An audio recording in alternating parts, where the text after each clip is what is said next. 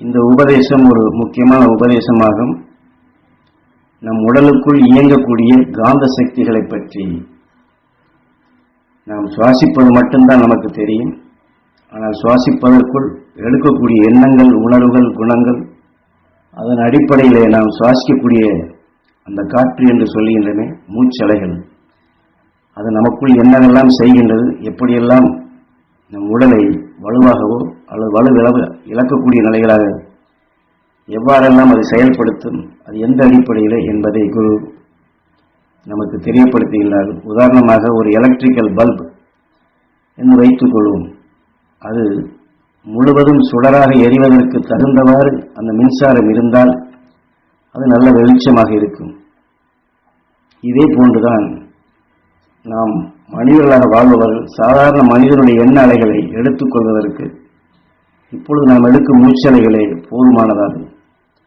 ஆனால் போதுமானதாக இருந்தாலும் கூட நமக்கு சந்தர்ப்பத்திலே கோபமோ பயமோ இதுபோன்று எத்தனையோ உணர்வுகள் சந்திக்க நேருகின்றது. அந்த கோபம், பயம் இதெல்லாம் வந்துவிட்டால் நம் உடலிலே இருக்கக்கூடிய காந்த சக்தி குறையத் தொடங்கும். அதாவது வலு காந்த சக்தி கம்மியாக இருக்கும் பொழுது ஒருவர் தவறு செய்கின்றார் என்ற வேகமான உணர்வை நாம் இழுத்தோம் என்றால் அதை சரியான முறையில் இயக்க முடியாத நிலைகள் நம் உடல் அனைத்துமே நடுங்கும். இதற்கு ஒரு உதாரணம் சொல்லுகிறார். மோட்டாருக்கு காந்த சக்தி கம்மியாக இருக்கும் பொழுது லோடு அதிகமாகிவிட்டால் அதற்கு மேல் அந்த மோட்டார் சூடாகிவிடும். அதாவது மோட்டாருக்கு ஹார்ஸ் பவர் என்று சொல்வார்கள். குறைந்த ஹெச்பி உள்ள மோட்டார்களை வைத்து அதிகமான லோடுகளை அதில் கொடுத்தோம் என்றால் ஒரு அளவுக்கு மேல் அது இயங்க முடியாதபடி அது சூடு அதிகமாகி அந்த இயந்திரமே நின்றுவிடும். இதை போலதான் மனிதர்கள் நமக்குள் இருக்கக்கூடிய நிலைகளும் நம் உடலிலே அடிக்கடி கோபம், சலிப்பு, பயம் இது போன்ற உணர்வுகளை சுவாசிக்க நேர்ந்தால் நம் உடலிலும் காந்தத்தை உற்பத்தி செய்யும் சக்திகள் குறைகின்றன. என்றால் நமது உயிர் எலக்ட்ரிக்கைத்தான் உற்பத்தி செய்கின்றது. சுவாசித்தது உயிரிலே பட்ட பின் எலக்ட்ரானிக்காக உணர்ச்சிகளாக உணர்வின் எண்ணங்களாக இயக்குகின்றது. ஆக பெரியதொரு வலு இழக்க செய்யக்கூடிய குணத்தின் அடிப்படையில் நாம் சுவாசிக்கப்படும் பொழுது காந்த சக்தி குறைந்து, காரணம் கோபமாக பேசியிருப்போம், ஆத்திரமாக பேசியிருக்கின்றோம், இதை போன்ற உணவின் சத்துக்களை அதிகமாக சுவாசிக்க இதனால் உடலிலே பல வியாதிகளுக்கும் அதுவே காரணமாகிறது. நம் உடலிலே உற்பத்தியாகக்கூடிய காந்த சக்தியும் தேய்வாகின்றது. அவ்வாறு தேய்ந்துவிட்டால் நாம் எடுக்கும் எந்த ஒரு எண்ணத்தையும் சீராக இயக்க விடாது.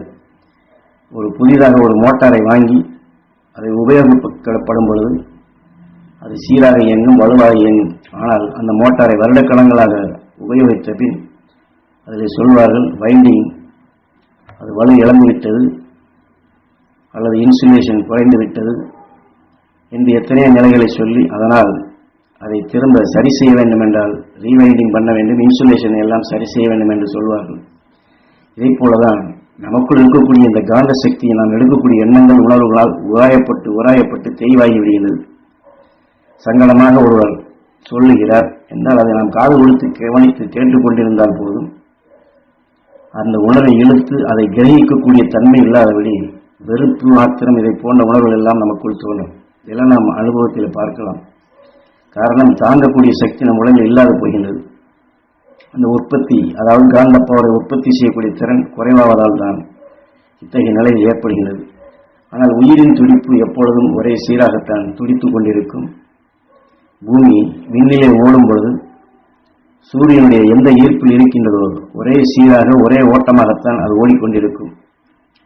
அப்படி ஓடினாலும் நமது பூமிக்குள் எந்த அளவு காந்த சக்தி இருக்கின்றதோ அதற்கு தகுந்தவாறு தான் விண்ணிலே ஓடும் பொழுது அதனுடைய சுழற்சியின் தன்மை இருக்கும். அதற்கு தகுந்தவாறு காந்தத்தை உற்பத்தி செய்யும். ஆனால் சந்திரனிலே காந்த பவர் கம்மியாக இருப்பதனாலே இந்த பூமியில் சூரியனை சுற்றுகின்றது. ஆனால் குறைந்த காந்த பவர் கொண்ட சந்திரனோ இந்த பூமியுடைய ஈர்ப்பு ஓட்டத்திற்குள் பூமியை சுழன்று வருகின்றது. ஆனால் சந்திரனுக்கு காந்த பவர் அதிகமாகிவிட்டால் அந்த காந்தத்தின் சக்தியை வளர்த்து கொண்டு வந்தால் இந்த பூமியின் ஈர்ப்பை விட்டு விலகி சூரியனின் ஈர்ப்போட்டத்திற்கு சென்றுவிடும். இங்கே சொல்லக்கூடியது உங்களுக்கு அர்த்தமாகிறது அல்லவா என்று கேட்கின்றார். சூரியனுடைய காந்த சக்தி பவர் அதிகம். சூரியனுடைய காந்தம் அதிகமாக ஈர்க்கப்படும் பொழுது சந்திரன் அதனுடைய சுழல் வட்டத்திற்கு தனியாக பிரிந்து சென்றுவிடும். சந்திரனில் அந்த காந்தப்புலம் குறைவாக இருப்பதால் தான் பூமியினுடைய காந்த வட்டத்திற்குள் அதை எடுத்து இதிலிருந்து பிரியாது இதற்குள் பகிர்ந்த நிலைகள் கொண்டு நம் பூமியை சுழன்று கொண்டு வருகிறது. இதையெல்லாம் நாம் தெளிவாக தெரிந்து கொள்ள வேண்டும். ஏனென்றால் அந்த பயமோ ஆத்திரமோ சங்கடமோ வேதனையோ கோபமோ இது போன்ற உணர்வுகள் வந்தால் அது நமக்குள் வளர்ந்து விடாதபடி தடுத்து அந்த தடுக்கக்கூடிய எண்ணங்கள் கொண்டு மகரிஷி சக்தியை நமக்குள் வலுவாக்கிக் கொள்ள வேண்டும்.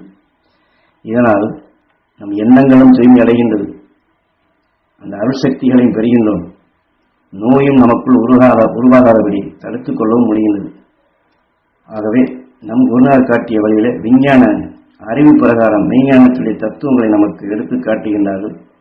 அவர் சொல்லக்கூடிய மூலக்கூறுகளை அவர் வழியிலே நாம் அந்த அருள் உணர்வை சுவாசித்து சிந்தித்து பார்த்தோம் என்றால் இந்த பேருண்மைகள், இந்த மெய்ஞானம் நமக்கு புரிய வரும். அப்பொழுது அவர் சொல்லக்கூடிய உண்மைகள் புலப்படும். ஏனென்றால் பயம் வந்துவிட்டாலோ கோபம் வந்துவிட்டாலோ உடலிலே அதிகமாக கோபப்பட்டாலும் உடல் நடுங்கும், அதிகமான பயம் வந்தாலும் நடுங்கும். அது நடுக்கம் என்றால் அங்கே அந்த காந்த சக்தி இல்லாதிருப்பதால் தான் ஒரு நிலையில்லாத உணர்வாக இயக்குகின்றது. நம்முடைய எண்ணங்கள் உணர்வுகள் எல்லாம் சமநிலையாக சீராக இருந்தால் வலுகொண்டதாக இருக்கும், வலுவான வேலைகளையும் நாம் செய்ய முடியும். அது விஞ்ஞான ரீதியாக நாம் எடுக்கக்கூடிய நாம் சுவாசிக்கக்கூடிய நிலைகளை அதன் உள்பொருளை சுட்டிக்காட்டி நாம் எடுக்க வேண்டியது அருள் உணர்வுகள், நாம் எடுக்கக்கூடியது நல்ல குணங்கள், நாம் வளர்த்துக் கொள்ள வேண்டியது இது போன்ற உயர்ந்த சக்திகளைத்தான் என்பதை நமக்கு தெரியப்படுத்தி நாம் ஞானிகள் காட்டிய வழியிலே என்றுமே அருள் வாழ்க்கையாக வாழக்கூடிய நிலைகளை அந்த வழிமுறைகளை இதில் எடுத்து காட்டுகின்றார்கள்.